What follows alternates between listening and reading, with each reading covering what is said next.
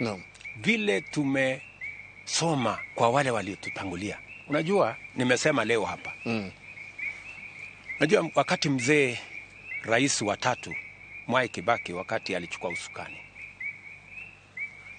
alituambia, na nilimsikiza kwa makini, na hata uliona katika vibao, alisema tulipe kodi, tulipe ushuru. Hiyo ndio ilikuwa lugha ya mzee Mwai Kibaki.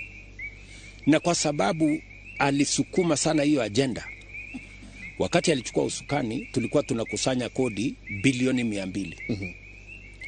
Baada ya miaka 10 akiondoka, alikuwa ameongeza 5 times. Tulikuwa tuna collect 1 trillion. Because that's the right trajectory.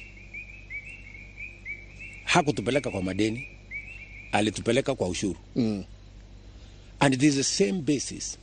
Today, we can meet our obligations because tumeondoa ile madeni ambayo haina maana. Na tumekata ile living within our means. Yes. We are living within our means.